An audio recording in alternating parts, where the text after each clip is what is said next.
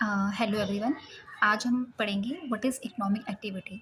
Business business क्या होता है, उसकी डेफिनेशन है। ये मैंने आपको फर्स्ट वीडियो में पढ़ा दी थी और उसमें मैंने ये भी बताया था कि इकोनॉमिक एक्टिविटी क्या होती है, नॉन इकोनॉमिक एक्टिविटी क्या होती है। एक बार मैं फिर रिमाइंडर करा देती हूँ कि इकोनॉमिक एक्टिविटी क्या है, जिसमें हम जिसको करने से हमें इनकम जनरेट होती है। मीन कि आप कोई भी ऐसी एक्टिविटी आप इसलिए कर रहे हो ताकि आपको कुछ ना कुछ इनकम मिले। ठीक है, सपोज़ आप किसी के अंडर अगर जॉब करते हो, किसी के अंडर नौकरी कर रहे हो, क्यों कर रहे हो? ताकि आपको कुछ वेजेस मिले, सैलरी मिले। कोई डॉक्टर है, अगर उसने अपना कुछ भी हॉस्पिटल खोला है, क्यों खोला? ताकि वहाँ से उसको इनकम जनरेट हो। तो कहते हैं इकोनॉमिक एक्टिविटी जो है, मतलब पैसा जनरेट सिर्फ बिजनेस से नहीं होता। बिजनेस एक ऐसी एक्टिविटी नहीं है, इसके अंदर प्रोफेशन भी आता है और एम्प्लॉयमेंट भी आता है। ठीक है। अब बिजनेस बिजनेस तो सबको पता है कि क्या है। It refer to those economic activities which are concern with the production और purchase and sales of goods और supplies of service with the main objective of earning the profit. मैंने यहाँ पर शॉर्ट में लिखा है, क्योंकि अगर मैं ज़्यादा लिखने लगती तो शायद इतना टाइम नहीं मिलेगा कि मैं आपको एक्सप्लेन कर पाऊँ। मीन्स कि इसमें प्रोडक्शन और परचेज होती है और sale of goods and services होती है। तो बिजनेस का मेन अर्निंग है कि आपको प्रॉफिट कमाना है। अच्छा, प्रोफेशन में क्या होता है? आपको एक स्पेशल डिग्री की या नॉलेज की ज़रूरत पड़ती है और स्किल की ज़रूरत पड़ती है। ठीक है। और इसमें कुछ कोड ऑफ कंडक्ट्स होते हैं। ठीक है, या कुछ गाइडलाइंस होती हैं जो किसने इशू की होती हैं। It will laid on by the professional bodies. Suppose करो अगर एक डॉक्टर है, कोई डॉक्टर है, तो जब वो किसी भी मेडिकल प्रोफेशन में एंटर करता है तो उसकी जो डिग्री होती है, जो वो किस किस से रेगुलेटेड होती है, by the medical council of the India. उसी तरह लॉयर है, उनकी जो डिग्री होती है वो किससे गवर्न होती है, वो किस प्रोफेशन से मतलब गवर्न होती है, by the bar council of India. उसी तरह CA है, CS है, ये सारी प्रोफेशनल डिग्रीज हैं। ठीक है।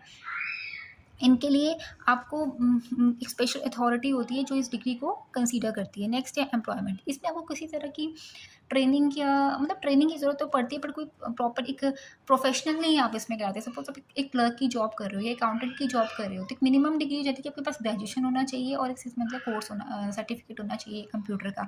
कोई प्रोफेशनल डिग्री की डिमांड नहीं कर रहा। जैसे MBBS एक 5 साल की होती है, लॉयर जो होता है वो 5 साल का होता है। इस तरह की कोई स्पेशल डिग्री की डिमांड नहीं कर रहा। तो इसमें एम्प्लॉयमेंट में क्या होता है कि आप किसी के अंडर काम कर रहे होते हो, in which people work for others. लोगों के काम करके उसके बदले में आप रेमुनरेशन लेते हो। रेमुनरेशन का मतलब है कुछ ना कुछ मनी लेते हो, यानी इनकम लेते हो। ठीक है। अब इसका कंपैरिजन कर लो तो क्या डिफरेंस भी कह सकते हैं इसको हम, कि what is the difference between business, profession and employment. सबसे पहला है मोड ऑफ एस्टैब्लिशमेंट। यानी कि जब बिजनेस इस्टेब्लिश क्यों करते हैं, बिजनेस जो होता है इसको कौन इस्टेब्लिश करता है? एंटरप्रेन्योर होता है या ऑनर होता है? ओनर होता है। ओनर मतलब जो उसको स्टार्ट करता है, उसको एंटरप्रेन्योर भी कहते हैं। ठीक है। अब ये प्रोफेशन में क्या होता है कि you have to getting the membership of a professional body. जैसे आपको किसी भी कॉलेज में अगर एंटर करना है, वहाँ का आप एंट्रेंस देते हो, तो तब जाके आपको वहाँ की क्या मिलती है? पूरी 5 साल पढ़ाई करने के बाद एक मेंबरशिप मिलती है, एक डिग्री मिलती है। एम्प्लॉयमेंट में क्या होता है कि जब आपको एक अपॉइंटमेंट लेटर या सर्विस में दिया जाता है जब आप किसी के अंदर जॉब करते हो।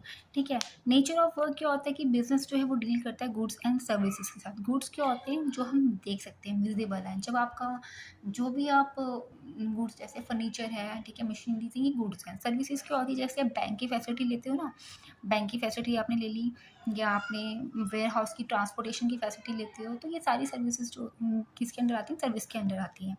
इसमें प्रोफेशन में क्या होता है? रेंडरिंग ऑफ पर्सनलाइज्ड एक्सपर्ट, कि यहाँ पे वो अपनी सर्विस देता है आपको। ठीक है। और एम्प्लॉयमेंट में क्या होता है कि performing the work as per, वो कितने टाइम तक काम करेगा? जितना उसका कॉन्ट्रैक्ट में मैंशन होगा। अगर वो गवर्नमेंट एम्प्लॉई है तो वहाँ पे 33 ईयर्स होता है, और या तो आपकी एज 60 ईयर या 58, इस तरह से गवर्नमेंट ने डिसाइड की होती है। नेक्स्ट है क्वालिफिकेशन। बिजनेस को स्टार्ट करने के लिए कोई मिनिमम क्वालिफिकेशन की नीड नहीं होती है। ठीक है। ये क्वालिफिकेशन, बल्कि जबकि प्रोफेशन में क्वालिफिकेशन चाहिए, एक्सपर्टाइज चाहिए और ट्रेनिंग चाहिए। जैसे हम MBBS करने के बाद 6 मंथ इंटर्नशिप लेते हैं ना, उस तरह की। ठीक है। और एम्प्लॉयमेंट में क्या होता है कि it require the qualitative and training prescribe by the employer. जो अगर एम्प्लॉयर को लगता है कि हाँ इसको ट्रेनिंग की ज़रूरत है तो वो प्रिस्क्राइब करता है। ठीक है। और क्वालिफिकेशन भी होती है। Then reward. बिजनेस का मेन मोटिव क्या है? कि उसको प्रॉफिट जनरेट करना है। अगर कोई बिजनेस लॉस में चल रहा है तो ज़्यादा दिन इस्टेब्लिश नहीं कर पाएगा। अब प्रोफेशनल जो है वो अपनी फीस चार्ज करता है, और जो एम्प्लॉयमेंट है, मतलब जो किसी के अंडर काम कर रहा है, वो मंथ में सैलरी लेता है और वेजेस लेता है। सैलरी वेजेस में क्या डिफरेंस है? सैलरी जो है वो एंड ऑफ द मंथ मिलती है। आप 1 महीना काम करते हो फिर जाके सैलरी मिलती है, जो कि वेजेस है वो डेली बेसिस पे होती है कि आपने आज इतना कमाया, कल इतना कमाओगे, वो वेजेस जो है वो डेली बेसिस में काउंट करी जाती है। नेक्स्ट है कैपिटल। कैपिटल में क्या होता है कि size and nature of business पे डिपेंड करता है कि आपको बिज़नेस स्टार्ट करने के लिए कितना पैसा लगाना है। वो डिपेंड करता है कि आप कौन सा किस टाइप का बिज़नेस स्टैब्लिश कर रहे हो, वो उसका साइज़ कितना बड़ा है। इसके बारे में ना एक्सप्लेनेशन जो है वो नेक्स्ट चैप्टर में मिलेगी, क्योंकि डिफरेंट टाइप ऑफ बिजनेस होते हैं कि आप सोल प्रोपराइटर हो कि जॉइंट हिंदू फैमिली से बिलोंग को स्टैब्लिश करें, मतलब क्या स्टैब्लिश करने की कंपनी है, पार्टनरशिप है, क्या हो, इस पर डिपेंड करता है। इसके लिए लिमिटेड कैपिटल चाहिए होती है और एम्प्लॉयमेंट, क्योंकि आप किसी के अंडर काम करो तो कोई कैपिटल की रिक्वायरमेंट नहीं पड़ती है। अब बिजनेस जो है मोर रिस्क होता है, क्योंकि जितना ज़्यादा प्रॉफिट होगा, अगर आप सोचते हो कि हाँ मुझे बड़ा प्रॉफिट मिले तो आप ज़्यादा पैसा लगाओगे, ठीक है, इनका मतलब रिस्क में रिस्क ज़्यादा है, क्योंकि कोई श्योरिटी नहीं है कि आपने जो बिज़नेस स्टैब्लिश किया वो आगे जाके सक्सेसफुल होगा या नहीं होगा। तो इसमें मोर रिस्क है, ठीक है। इसमें लेस रिस्क होता है कि मतलब ज़रूरी कभी फीस मिल भी गई, नहीं भी मिल गई, बट इसमें नो रिस्क होता है, क्योंकि पता है कि हमें पैसा एंड ऑफ द मंथ मिलना ही मिलना है, ठीक है। देन ट्रांसफ़र ऑफ इंटरेस्ट, ये पॉसिबल होता है, वैसे हम फॉर्मेलिटीज़ के समय हम कुछ अपना जो है वो अपने बिज़नेस को ट्रांसफ़र कर सकते हैं, ये हमें पॉसिबल नहीं होता। जिसके नाम पे वो डिग्री है वो उसके नाम पे ही रहेगी, ठीक है, और इसमें भी पॉसिबल नहीं हो सकता। इट इज़ नॉट पॉसिबल, क्योंकि जब आपने हम कोई भी फॉर्म हम किसी के अंडर जॉब करते हैं तो हमारी जगह ऐसा तो नहीं सकता कोई और आके जॉब कर ले, ऐसा तो पॉसिबल नहीं है, तो इट इज़ नॉट पॉसिबल, ठीक है। नेक्स्ट है, इसमें एक पॉइंट और है and that is code of conduct. Code of conduct में क्या होता है कि no code of conduct is prescribe. Business को एस्टैब्लिश करने के लिए